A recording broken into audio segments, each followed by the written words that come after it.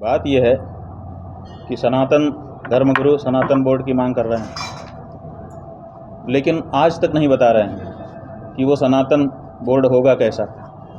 कह रहे हैं सरकार बना दे। अगर सरकार बना देगी तो जैसे वक्फ बोर्ड सरकार ने बनाया है, बनाने के बाद अब उसमें संशोधन लेके आ रही है, ऐसे ही कभी सनातन बोर्ड बनेगा, सरकार बनाएगी और फिर सरकार ही उसमें संशोधन के लिए कभी भी कोई भी सरकार आएगी वो संशोधन कर देगी। जो हालत वक्फ बोर्ड की हो रही है उसको तो हम अभी सामने देख रहे हैं कि उसमें संशोधन सरकार कर सकती है। अब सरकार कितना करती है कितना नहीं करती है वो तो उस वक्त की सरकार के ऊपर निर्भर करेगा। तो हम अपना गला सरकार को क्यों पकड़ाएं?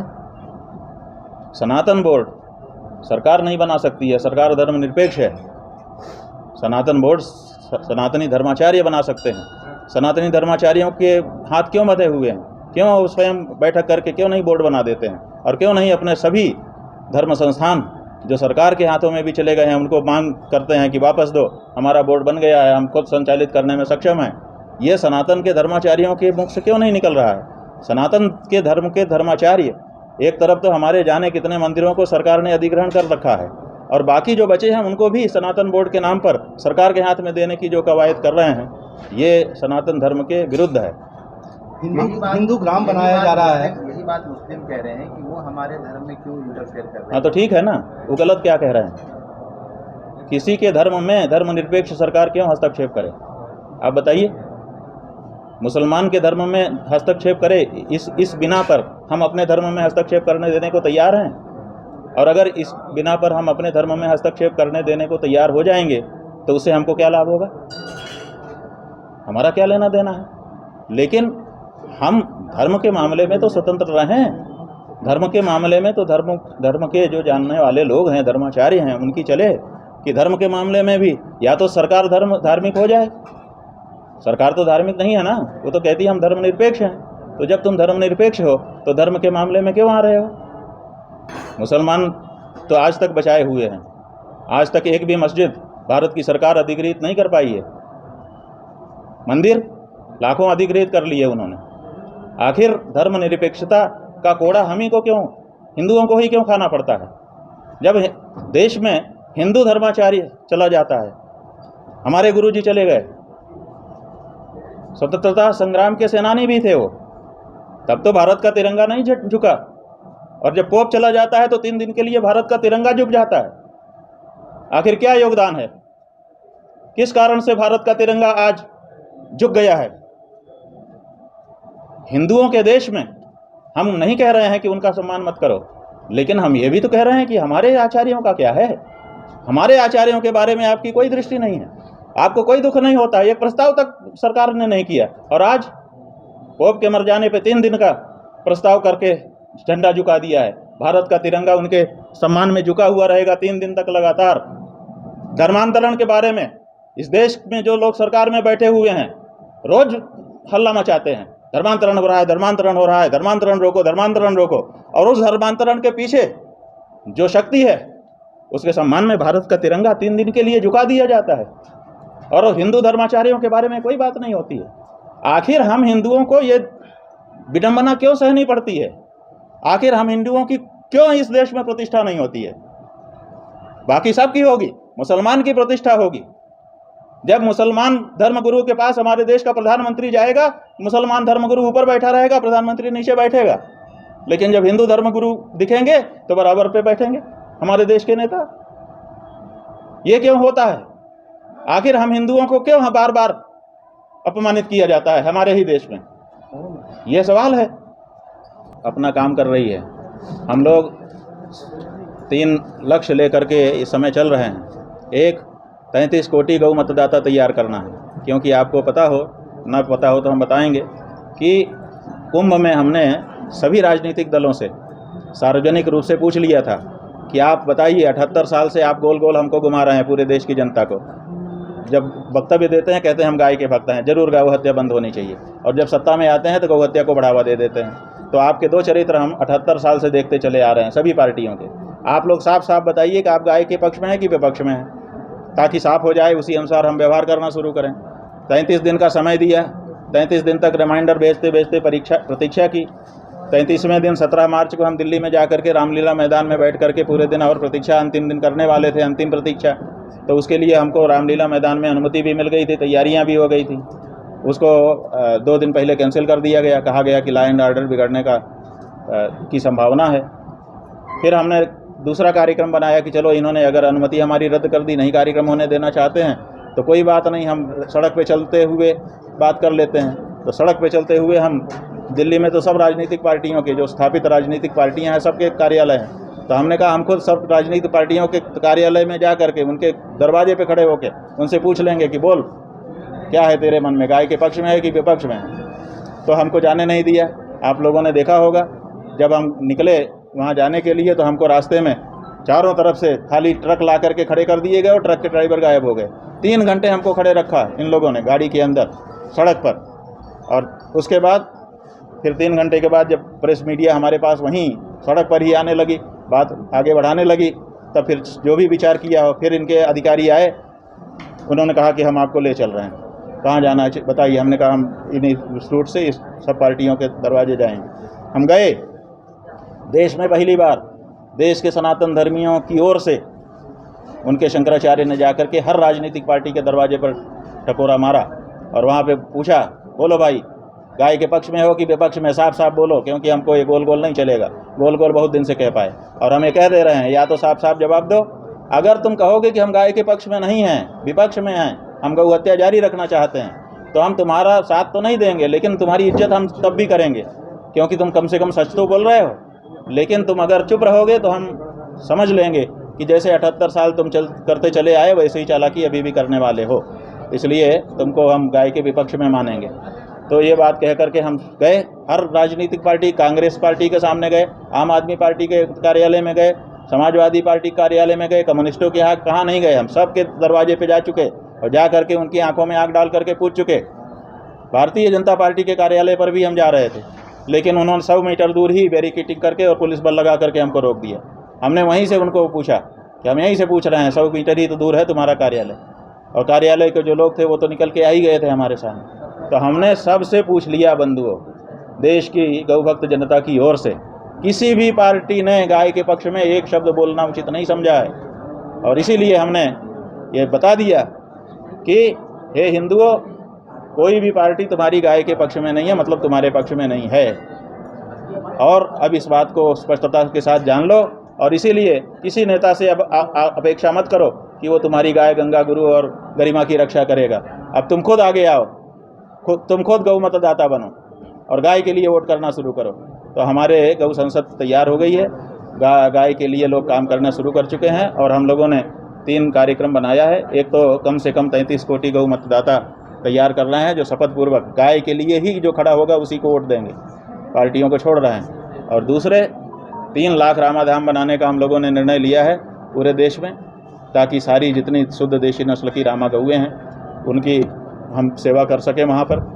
उसके पहले चरण में इसी वर्ष के अंत तक हर विधानसभा में 1 रामाधाम तैयार करने की हमारी योजना है, जिसके लिए इस समय हमारा कार्यक्रम चल रहा है। जबलपुर में 8 विधानसभा है, ऐसा ब्रह्मचारी जी ने हमको बताया है।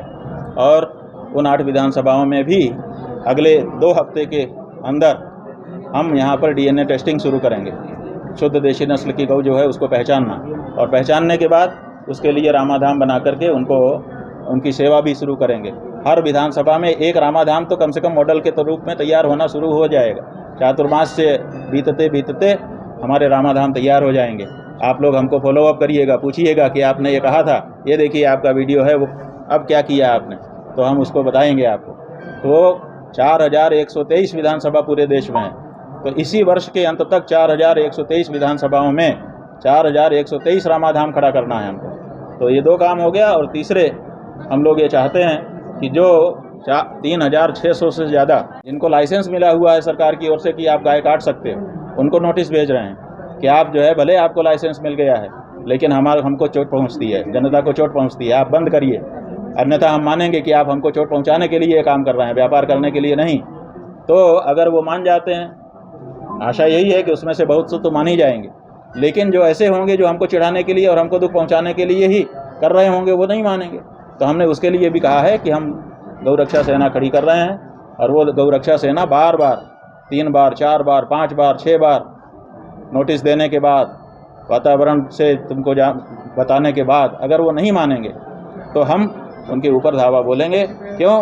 क्योंकि ये संविधान ने हमको अधिकार दिया है कि हम आत्मरक्षा के लिए दूसरे के ऊपर प्रहार कर सकते हैं। और आत्मरक्षा का मतलब केवल अपना शरीर नहीं होता है, हमारा जो खास है वो भी हम ही हैं। तो हमारी माँ हमारी खास है, अगर हमारी माँ को कोई काट रहा है तो हम भी उसको चोट पहुंचाने के लिए आगे बढ़ सकते हैं। ये संविधान ने हमको अधिकार दिया है। अपनी माँ की हत्या अपनी आंखों से देखना बिल्कुल असहनीय है हमको। केवल सरकारों पर भरोसा करके इतने दिन से हम लोग चुप हैं, हिंदू चुप है। लेकिन अगर आप इसमें असफल हो जाते हो, जैसा कि पार्टियों के स्तर पर तो असफल दिखाई दिया गया, तो अब हम चाहते हैं कि अब हम स्वयं आगे आएंगे मतदाता के रूप में सरकारों को, और सीधे बल का प्रयोग करते हुए अपनी माँ की रक्षा के लिए निकलेंगे। फिर कोई हमको ना कहे कि हम कानून अपने हाथ में ले रहे हैं, क्योंकि हम बार बार कानून की दुहाई दे रहे हैं, कानून वाले हमारी रक्षा करें। लेकिन जब नहीं रक्षा करेंगे तो क्या करेंगे? हम कानून के भरोसे हम अपनी माँ को मरने देंगे अपनी आंखों के सामने? ऐसा कानून तो कोई कानून नहीं होता है। फिर तो वो कानून का कानूनत्व ही समाप्त हो जाएगा। कानून संरक्षण के लिए होता है, और ख़ास करके तब जब भारत का जो संविधान है इस समय, जिसको पोथी उठा करके ऐसे दिखाते हैं आजकल, वो भारत का संविधान की धारा 48 में साफ लिखा हुआ है कि भारत गौ संवर्धन करेगा। और इतना पर ही चुप नहीं है, उसमें और आगे लिखा है कि गौ हत्या बंदी के लिए प्रयास करेगा। तो कौन सा प्रयास हो रहा है गौ हत्या बंदी का? लाइसेंस देकर के गाय को काटने को अनुमति देना, ये प्रयास है गौ हत्या बंदी का। तो इसका मतलब है कि भारत की सरकारें जो कानून बना रही हैं वो भारत के संविधान के विरुद्ध बना रही हैं। और ये जो कहते हैं कि हमने इस प्रदेश में बना दिया, इस प्रदेश में बना दिया, वो बहुत बड़ा धोखा है। वो ऐसा ही है कि जैसे हम कहें कि इस कमरे में ये काम मत करो, इसका मतलब दूसरे कमरे में जाके करो। इस प्रदेश में मत काटो, मतलब दूसरे प्रदेश में लेके काटो। ये जो ट्रकों में भरे हुए गोवंश आपको रोज दिखाई देते हैं, वो क्यों? क्योंकि एक प्रदेश में मना है तो वो ट्रक में भर के दूसरे प्रदेश में लेके जाते हैं। तो ये जो चालाकी हमारे साथ की जा रही है, ये चालाकी अब और दिन चलने नहीं है। अगर भारत एक है, आप ये बताइए कि हम क्या कहें? हम ये नहीं कह सकते कि हम उस देश के वासी हैं जिस देश में गाय सुरक्षित रहती है। हम ये कहें कि हम उस प्रदेश के वासी हैं जिस प्रदेश में उपयोगी गाय सुरक्षित रहती है, अनुपयोगी काट दी जाती है। अगर एक देश है, अगर हम भारत का स्वाभिमान रखते हैं, तो भारत के स्वाभिमान में क्या हम भारत में नहीं कह सकते कि हम उस देश के निवासी हैं जहाँ गौ रक्षा होती है? तो क्यों आप केंद्रीय कानून नहीं बना रहे? क्यों इसको प्रदेशों के ऊपर छोड़ करके आप वो कर रहे हो? और प्रदेश भी क्यों अलग अलग तरह के कानून बना रहे हैं? कहीं 6 महीने की सज़ा है, कहीं 8 महीने की सज़ा है, कहीं कुछ साल की सज़ा है। ये क्यों है? और सबसे बड़ी सज़ा जम्मू कश्मीर में थी, 10 साल की सज़ा थी वहाँ पर गौ हत्या के लिए। अगर गाय का मांस आपके पास पकड़ लिया जाए तो 1 साल के सश्रम कारावास की सज़ा थी। भारतीय जनता पार्टी की सरकार ने वो कानून वहाँ पर रद्द कर दिया। आज़ादी के बाद गौ हत्या रोकना तो दूर, भारतीय जनता पार्टी एक ऐसी पार्टी है जिसने गौ हत्या की छूट जम्मू कश्मीर में दी है अपने राज्य में, अपने कार्यकाल में। तो ऐसी परिस्थिति में हम कैसे कहें कि गौ रक्षा इनके द्वारा होगी या किसी के द्वारा होगी? इसके लिए हमको आगे आना ही पड़ेगा। हम केवल गद्दी पे बैठने के लिए शंकराचार्य नहीं हैं। हम अपने सनातन धर्मियों के लिए उनकी भावनाओं के अनुरूप जो भी हमारे प्रतीक हैं उनके महिमा गरिमा की रक्षा के लिए हैं। इसलिए उसके लिए अगर जो कुछ करना पड़ेगा, लड़ना पड़ेगा, भिड़ना पड़ेगा, मार खानी पड़ेगी, मारना पड़ेगा, वो सब करने के लिए हम तैयार हैं। यही हमारा कहना। हमने कहा था माफ़ी की क्या बात है, मत मांगे माफ़ी।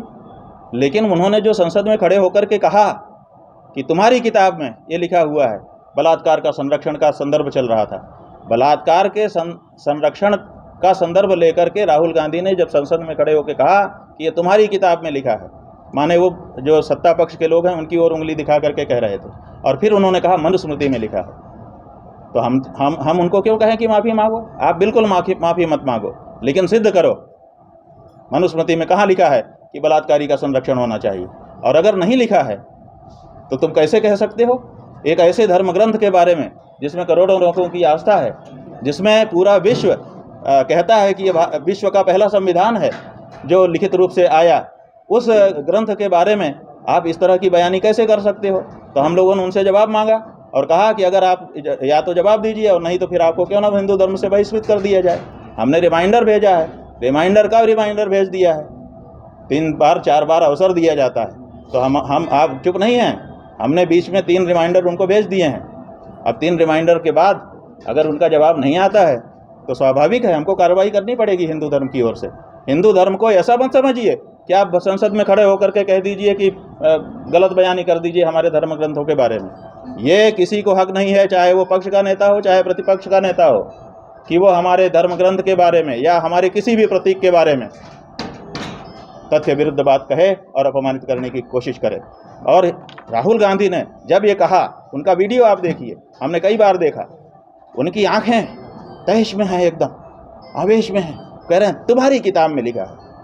वो कहते हैं मैं हिंदू हूँ, तो हिंदू हैं तो तुम्हारी किताब कैसे हो जाएगी? तुम्हारी किताब कहने का मतलब है कि अंदर से यह व्यक्ति हिंदू नहीं है। जब हमने उनको कहा कि आपको हिंदू धर्म से बहिष्कृत कर दिया जाएगा, तो बहुत सारे लोगों ने हमसे संपर्क किया और उन्होंने कहा कि महाराज ये हिंदू है कि आप इस हिंदू धर्म से इसको बाहर करेंगे। और फिर हमने विचार किया, बार बार जब देखा तो उसमें वो कह रहा है तुम्हारी किताब में, इसका मतलब मनुस्मृति को वो अपनी किताब नहीं मानता। कौन सा ऐसा हिंदू होगा जो मनुस्मृति को अपनी किताब नहीं मानेगा? हाँ, मनुस्मृति के किसी कानून से आपकी सहमति असहमति हो सकती है, वो तो आपके संविधान से भी आपकी सहमति या असहमति है। जाने कितने संशोधन आपने कर लिए, आपको ठीक नहीं लगा, तो जब आपको आपके संविधान से भी असहमति होती है तो मनुस्मृति की किसी बात से आप असहमत हो सकते हो, इसमें क्या दिक्कत है? कितने लंबे समय पहले लिखी गई, फिर परिस्थितियाँ बदलती रही, मानसिकता बदलती रही, वही चीज़ अच्छी लगती है, वही चीज़ बुरी लगने लगती है, तो वो एक अलग विषय है।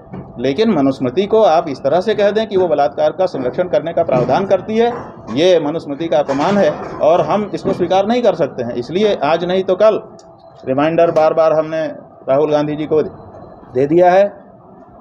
पूरा मौका देना चाहिए, कोई भी बड़ी कार्रवाई करने के पहले कोई हड़बड़ी नहीं करनी चाहिए। तो इसलिए हम कोई हड़बड़ी नहीं कर रहे हैं, लेकिन रिमाइंडर पर रिमाइंडर देते हुए उनको एहसास इस बात का जरूर दिला रहे हैं कि अगर उन्होंने संसद में खड़े होकर के कुछ कहा है तो उसके बारे में स्पष्टीकरण दें, अथवा उसके विरुद्ध जो कार्यवाही उनके ऊपर हो उसके लिए तैयार हो। कुछ देर पहले मंत्री कैलाश विजयवर्गीय ने एक आरोप लगाया कुछ ही देर पहले कि राहुल टिप्पणियां की गई, अश्लीलता फैलाने की कोशिश किया गया, पुलिस ने आरोपियों को गिरफ्तार किया, जेल भेज दिया, क्या इतना काफ़ी है? भाई सवाल यह है कि कितना काफ़ी है, इसका कोई पैमाना तो है नहीं। क्या होता है कि जितना विरोध होता है उतनी कार्रवाई पुलिस करती है, तो पुलिस के द्वारा इतनी कार्रवाई करने के बाद जो लोग विरोध कर रहे होंगे वो चुप हो गए, तो पुलिस ने समझा कि बस इतने ही की ज़रूरत है, बस वो भी चुप हो गए। अगर हम उसके आगे भी बढ़ते कि नहीं हम इतने से संतुष्ट नहीं हैं, तो और आगे बात क्या? महाराज जी, आचार्य वीरेंद्र कृष्ण शास्त्री 1000 लोगों को हिंदू गांव बसाने जा रहे हैं, 1000 लोग वहाँ रहेंगे हिंदू सनातन। कहाँ पर? बागेश्वर गाँव बना रहे हैं। हाँ, सुना हमने, हमसे और लोगों ने पूछा था। तो हमारे मन में तो अभी यही एक जिज्ञासा है कि जो व्यक्ति हिंदू राष्ट्र बनाने चला था, क्या ऐसा हो गया इतने दिनों के बीच में प्रधानमंत्री जी से मिलने के बाद विशेष करके कि अब वो हिंदू राष्ट्र की जगह हिंदू गांव बनाने लग गए? माने हाथी बनाने चले थे, अब चूहा बनाने लगे, क्यों? अब बीच में प्रधानमंत्री जी मिले हैं, उसी के बाद से ये पलटा आया है कि हिंदू राष्ट्र नहीं हिंदू गांव बना लो, काम पूरा। तो ये परिवर्तन क्या इसी कारण से आया है जैसा हम लोग अनुमान लगा पा रहे हैं, या फिर और कोई कारण है? ये बात तो पूछी जानी चाहिए। आप लोग तो पूछोगे नहीं उनसे, हमसे तो पूछ लेते हैं। उनसे पूछना चाहिए कि दो बात सवाल का जवाब दीजिए महाराज जी। एक, आप हिंदू राष्ट्र बनाने चले थे, हिंदू गांव बनाने क्यों चले गए? एक। दूसरे, जिस गांव में आप रह रहे हैं, जिस गांव में आपके बाबा बागेश्वर हैं, बागेश्वर धाम जिसको कहा जा रहा है, क्या वो हिंदू गांव नहीं है? अगर वो हिंदू गांव नहीं है तभी तो आपको हिंदू गांव बनाने की अलग से ज़रूरत पड़ रही है। तो किस कारण से बागेश्वर जो आपका गांव है, जिसमें बाबा बागेश्वर विद्यमान है, जिसमें आप स्वयं रह रहे हैं, उस गांव को हिंदू होने से खारिज किस आधार पर आप कर रहे हैं? वो भी तो हिंदू गांव है। आप उसको हिंदू गांव ना कह करके आपके द्वारा बनाई जाने वाली कॉलोनी को आप हिंदू गांव कह रहे हैं, ये क्या कारण? ये दो सवाल है, पूछे कोई, लेकिन क्या पता पूछेगा कि नहीं। गुरु जी, पश्चिम बंगाल में हिंदुओं पर लगातार अत्याचार हो रहे हैं। हाल ही में मुर्शिदाबाद की घटनाएं जो सामने आई, कहीं ना कहीं राष्ट्रपति शासन लगाने की मांग अब हो रही है कि पश्चिम बंगाल में देखिए, हमने एक वीडियो देखा, हो सकता है आप में से भी कुछ लोगों ने देखा हो। उसमें प्रधानमंत्री नरेंद्र मोदी जी बैठे हुए हैं और कुछ मुस्लिम नेता उनके आसपास बैठे हुए हैं, और फिर मोदी जी कह रहे हैं कि एकदम से थोड़े हम लोग ये वक्फ बोर्ड लाए, कितने लंबे समय से 5-6 साल से हम लोग चर्चा कर रहे हैं, कितनी बैठकें अपनी हुई हैं, तब ना ले आए हैं।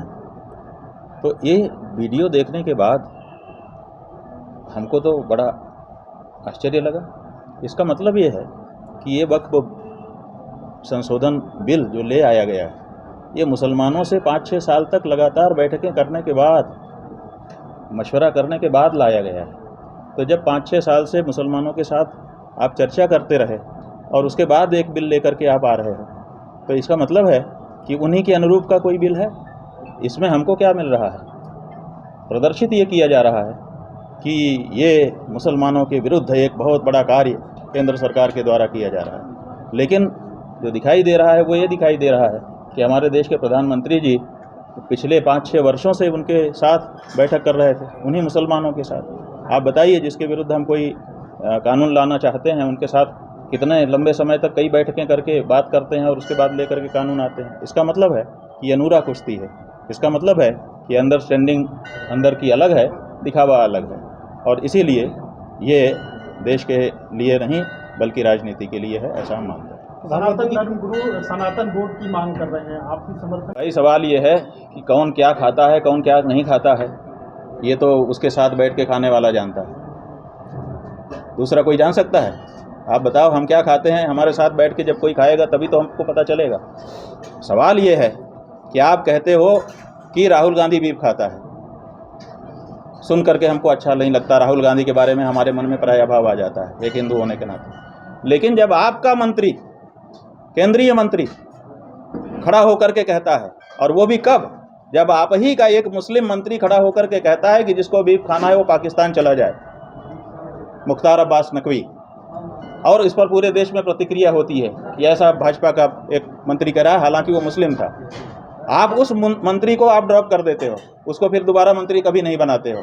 और जिसने उसी के वक्तव्य के बाद आकर के कहा कि मैं खाता हूं, जिसको जो करना हो कर ले, पूरे देश के हिंदुओं को उसने चैलेंज किया, पूरे देश के गौ भक्तों को मंत्री ने चैलेंज किया। उसके विरुद्ध आपने क्या कार्रवाई की? कैलाश विजयवर्गीय जी, हमको जरा ये बताइए खड़े होकर के। और अगर ये नहीं बता सकते हो तो किसी दूसरे पे उंगली उठाने का भी आपको अधिकार कहाँ से है, ये भी स्वयं विचार कर लीजिए, हम कुछ नहीं कहेंगे। जो भी बीफ खाता है वो कसाई है, वो हमारा भाई नहीं हो सकता, चाहे वो राहुल गांधी हो, चाहे किरण रिजिजू हो, और चाहे कोई दूसरा व्यक्ति हो। हम उसकी भर्त्सना करते हैं, निंदा करते हैं। गुरुजी, जबलपुर में बीते दिनों देखा, नवरात्रि से सिलसिला शुरू हुआ, सनातन पर, हिंदुओं पर, भगवान राम पर निर्माई। हम तो जितनी जानकारी रख रहे हैं उसके अनुसार कह सकते हैं कि ये घटना नहीं है, ये राजनीति है। राजनीतिज्ञों ने इसको जन्म दिया है और इसका लाभ परस्पर लेने की व्यवस्था बना रहे हैं। इससे आम जनता को सावधान रहने की ज़रूरत है। वक्फ बोर्ड के इस कानून को जो संसद में पास हुआ है, आप किस तरह कि सनातनी जो है इस देश में सबसे ज़्यादा हैं, लेकिन उनकी सुनवाई बिल्कुल नहीं है। क्यों? क्योंकि उनका कोई राजनीतिक चेहरा नहीं है, उनका कोई राजनीतिक नेतृत्व नहीं है। जो सनातनी नहीं है वो लोग हिंदू के नाम पे नेतृत्व कर रहे हैं, लेकिन सनातनियों की भावना से बिल्कुल वो साथ नहीं रखते हैं। और इसीलिए इस देश में जो 80 करोड़ से अधिक सनातनी है वो बेचारा दर दर की ठोकरें खा रहा है, उसकी कोई सुनवाई नहीं हो रही।